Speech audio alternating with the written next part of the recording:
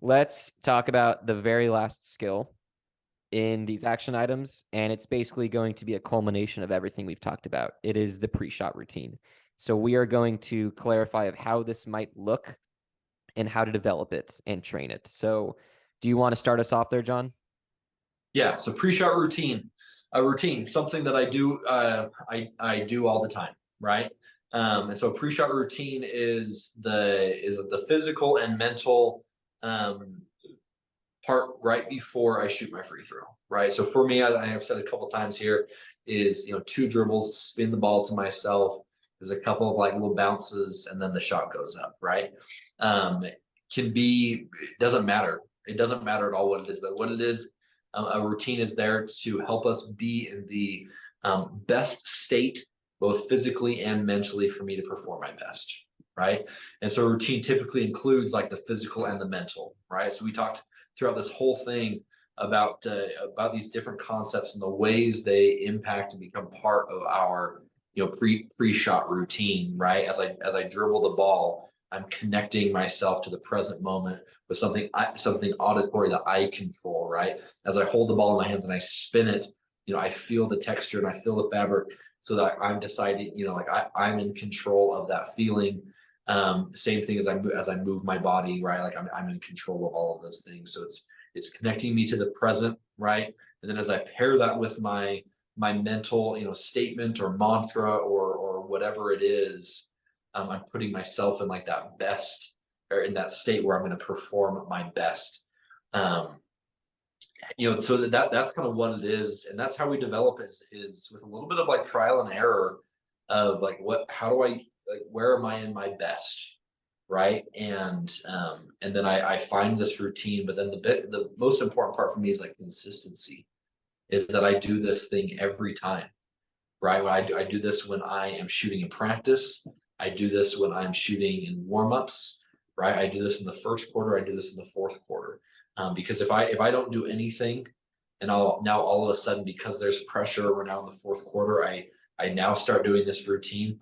All I'm signaling to my brain is that this matters more, right? Hey, I know you're feeling some pressure. You should be feeling more pressure, right? So because of that, we're gonna do something different, right? So it's something that I do every single time that I shoot, make or miss, right? That I don't adapt. If I, with a miss, I don't like tweak something. It's like, no, I do this thing every single time, because this is my routine. This is what gets me like to that state mentally, physically, to perform my best. I want to echo what you said about doing it every time because it will create the sense of familiarity and more of the sense of comfort as opposed to not doing it every time throughout practices and games. And then when you finally decide to do it, it's because, yeah, the pressure's on and you're aware of that. However, I also want to maybe push back on one thing of although you should do your pre-shot routine every time, I think there's reasons why it shouldn't necessarily be the same thing every time. So for example, if your pre-shot routine is actually a great example of, let's say it's the two bounces or the two spins. If you're feeling like at a green light, like you're really confident after the first bounce, is there really a point to doing the second one? Or if you're feeling good to go and you want to shoot it, why is there any reasons why you should go through with the second bounce, or can you just say, okay, it did what I wanted it to do, I'm feeling good, let me take my shot? Right. Yeah. I totally understand what you're saying, and in theory, no. Right. Because that's what the routine is like. If that one bounce like gets me to that place where I'm like feeling pretty good, right? Um, the biggest issue, I think, is the point that you were talking about previous, right? Is there's a higher chance that I feel that green light when there's not much pressure, right? And so like if I go through my routine and like I just like kind of go through it quickly, or I don't do the full thing because I'm feeling good. Well, what's that going to signal to my brain if when I'm starting to feel some pressure, and now instead of like dribbling it twice, I'm not dribbling it once either. Now I'm like dribbling like 3 or 4 times because it's not getting me to that same place because of this pressure, right?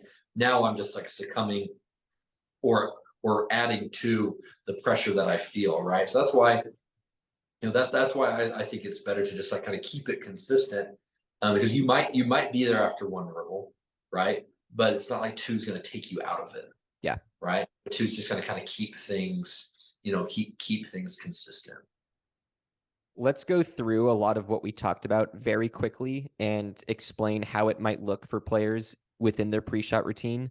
And I'm going to just explain some caveats before we get into all these different tools that listeners can incorporate into their routine. So first of all, this is a process of perfecting your pre-shot routine. It will not be perfect right off the bat. It will maybe never be perfect, but it will be helpful. And the way to get this to be as helpful as possible, as quickly as possible, is through trial and error. So trying different things, seeing what feels comfortable until something clicks. Number two, being consistent about practicing this. So if you just practice this one practice per week, your pre-shot routine will never feel very comfortable and fill you with confidence during games because you're not practicing enough. And then number three, have a easy to use journaling method or reflection method after these practices so that you can really quickly evaluate, how did this pre-shot routine feel? Okay, I changed this up, I added this thing in, how did it feel? Scale of 1 to 5, and then maybe a sentence of explaining, okay, this is why it felt good, this is why it felt bad. If you can be doing those three things, you're doing everything that we ask of our athletes to develop a great, effective pre-shot routine. Anything to add there, or should we jump into all these little tools? Right. No, I was just thinking like I'm not, I don't know if they're like you use the word like it won't be perfect and like never will be. Like I don't know if that even exists. Not meaning like it's elusive, right? Unattainable. But what I think like a pre-shot routine is gonna like work for you, right? So I love to use the word like until like something clicks or fits, right? Like everyone's is unique because it makes them feel a certain way, right? Like there's a reason why, and I don't have issue with it at all. Like a lot of youth athletes like mirror what they see like the pros do, right? Because if I mirror what Steph Curry does, like what the narrative, the image I'm creating of myself is that I'm Steph Curry. I got no problem with that, and so like that's fine, right? And so that's why it's so impactful. These professional athletes, that we our youth athletes play the way they do, they act the way they do, and that's great, as long as that is creating the image of for them of like what they can be, right? Um, yeah, that's all I would say. Yeah, if there was a perfect pre-shot routine, then we could just assume this person's amazing at free throws because of their pre-shot routine, and that is just so far from the truth. It's obviously the work ethic, the preparation that is Totally. big in that. But again, this is how people find the next level of these mental skills. So first off, the awareness. I imagine this awareness and checking in with how your mental game is. Am I thinking effectively right now, or am I distracted? I feel like that's a really good opportunity, basically when you get fouled, but maybe when you get up, if you're on the ground, or you have a second to realize, okay, free throw, let me check in real quick. So your pre-shot routine, I mean, am I wrong here, John? Is that your pre-shot routine should start off with awareness and checking in with how your thoughts are? Yeah, I think that's fair to say. Like, um, particularly like the mental part of your routine like begins before the physical part, right? That as I'm walking up to the free throw line or whatever, I'm like doing that check in of like how things are, right? So that mental part starts first, and then the ball gets in your hands. But yeah, absolutely, we need to have some awareness of how we're feeling. The reason why I was like hesitant is Mhm. because like I'm not necessarily sure like awareness is part of like my pre-shot routine Yeah. rather than like a practice that I should be adopting like the whole time I'm playing, right? Like, we should, hate that word, but like, if we like stopped a game, at any random second of like, hey, how are you feeling? Like, are you helping or hurting your performance with your thoughts, right? The ideal would be that like at any given moment, I know what I'm thinking and like whether it's helpful or hurtful, right? And so that's where like I was like, is it part of a pre-shot routine? It's like it is, and especially when we're like intentional about it. And then, so awareness, it makes sense that it would be in the beginning of Yeah. this routine. However, pretty much everything else that we're going to talk about here, it should be in the order that you choose, what you find that fits, again, through that Mhm. trial and error. So even though we're going through an order, don't think there's one best order of all of this. So going back through our action items, let's start off with visualization. This could be, again, at the line. You probably have the ball. Maybe you're Steve Nash and you're telling the ref to hold on to the ball, but you could also just have it. And before you take your shot, you can do some ghost shots or just do a quick mental rep of what you want to try and execute. Yep, absolutely. And then honing your self-talk. So this could be part of the check-in process. It makes sense that it would be that it's like, okay, how is my self-talk right now? What am I telling myself to focus on? But honing your self-talk just before your shot to either, well, I guess to give yourself confidence, either Mhm. through reminding yourself of the technique of the process that leads to the best outcomes, or you can increase your confidence through neutral thoughts because you're then not leaving any space to think negatively to bring your confidence down.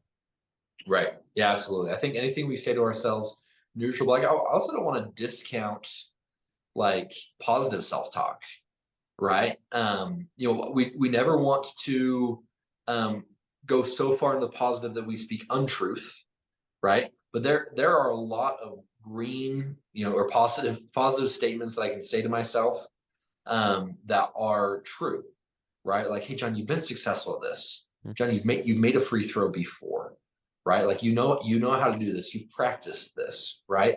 Like the odds say, the stats say this is likely going to go in, right? Whatever you want to say to yourself, like, these are all positive things, and I think there's a lot of benefit to that for my, yeah, probably mostly for my confidence, right? But also in like my approach, right? That I'm not, I'm as I'm going through my routine, I'm not like not obviously physically, but like checking each direction for like information on whether or not this is going to be successful, right? If I say, hey, John, you're good at this, I've already like accepted or a belief that this is going to be like successful. And so I don't need to like look around or question whether or not I will be.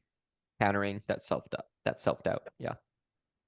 And then the relaxation techniques that we talked about, and we didn't talk about all of them, but we talked about ratio breathing, belly breathing, and PMR or progressive muscle relaxation. I think it's very possible for athletes to get to a place where they can combine ratio breathing and belly breathing. So having the right ratio to extend the exhale to engage the calming part of the Mhm. nervous system while at the same time engaging the diaphragm. Right. However, I hesitate to include PMR in that process as well. This feels like it's getting to be a bit much. So Mhm. what this could look like in your pre-shot routine is at some point, maybe multiple times throughout it, you're doing these intentional breaths that you are intentional about that ratio and having this longer exhale, whether it's 2 seconds in, 4 seconds out, and or 4 seconds in, 6 seconds out. You're doing the things necessary to engage this part of the nervous system. And you can use this breath as something to lock into that can again create this neutral thinking that is not leaving as much space for doubt and Right. lack of confidence. Yeah. Let's talk about some things that we haven't talked about yet. So, a focal point. A lot of athletes find a focal point useful in pre-shot routines. How can an athlete incorporate a focal point into their pre-shot routine? Um, I think a lot of athletes do that with like there's a nail on the free throw line, right? There's a point on the back of the rim that a lot of athletes will kind of game for. So they find those focal points and kind of like tether themselves, their attention and their focus to those. So I think in that regard, as a pre-shot routine, like that can be an aspect to it, right? To like keep my attention like focused on what I want it to be. And also, I've seen a lot of athletes use it as a cue to think a certain way. Mhm. You want to keep your focal point something that's consistent, that's always going to be there.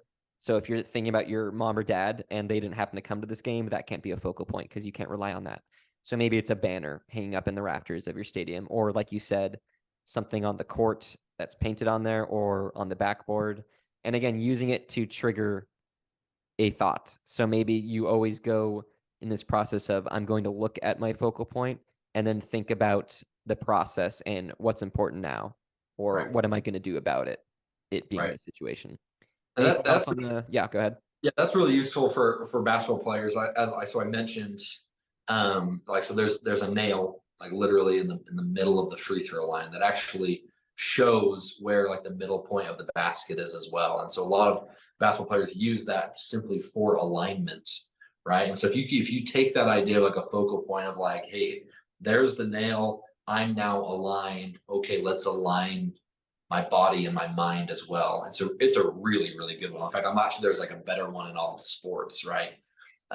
Because of like what that means, right, in terms of alignment. But so yeah, I know a lot of athletes or a lot of basketball players use that nail to like align where they want their body to be, right? So it's a great opportunity for a focal point to like align my mind as well. To wrap this up, the last thing we'll talk about is incorporating a practice of mindfulness based meditation into the pre shot routine.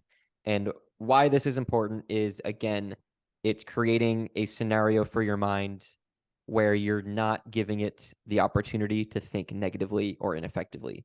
Because what you're doing through this exercise of meditation is you are locking into all the sensory information that is coming through. And by sensory information, this is what you feel, both internal and external. So, what the ball feels like, how it feels to be standing with your shoes on the court, and then Mhm. internal of what the breath feels like as it goes in and out of your body. That's, again, a very important rule every listener, I hope, can understand and continue to understand is that when you are intently focused on the senses, you are in the present moment. And again, being in the present moment will lead to better performances overall. So, meditating on the feel. So, trying to imagine everything that you can feel. This could also include your jersey and the sweat beating down your face. And it can also include the sounds of the Mhm. arena, the ball, anything that you can picture that is locking you in. Now, this triggers a caution to me because we were talking about how the auditory distractions from fans can be one of the biggest distractions for Right. shooters. So maybe you take this with a grain of salt and say, hey, maybe this won't be effective or something that I want to do in my meditation practice at the line. But it could also be good. It could also be this version of I'm going to drown out all of the noise from the crowd as Mm. just one big noise that I'm trying to process everything. And in that process, I'm actually not really lingering on anything. And then Right. lastly, you can meditate on your visual field. All of the different colors, all of the details that you can see either just on the ball or in your entire visual field. So I find it very cognitively demanding when we're focused on an object like the backboard or the rim, and we are trying to not only consume and process every detail we can see, but also every detail and color we can see in the corners of our vision while looking at this object. That is Right. so much to process that, again, we're not really thinking about that missed shot we made earlier this season or earlier in this game. We are creating this kind of neutral based thinking. Mhm. Yeah, I It- agree. I think w- meditation is can be so many things, right? And so I think to kind of simplify things for your listeners and for this audience is what you just described with that mindfulness meditation. Like, there's a ton of similarities between that and mental rehearsal, right? And so I like to tell my athletes that same type of thing. Like when we're talking about meditating and talking about visualizing or imagery, like we're cousins. We're pretty, we're pretty close to one another, right? And so as we do that, so thinking of of all of the information that we're taking in, right? Part of my meditation is being able to like see myself eliminating the unimportant information, right? Or like I can visualize, or I can rehearse, or I can meditate and prepare for the auditory distractions, but as part of that can also be an intervention where I eliminate or refocus away from that distraction. And that can all be part of my mental rehearsal, part of my mindfulness meditation as well.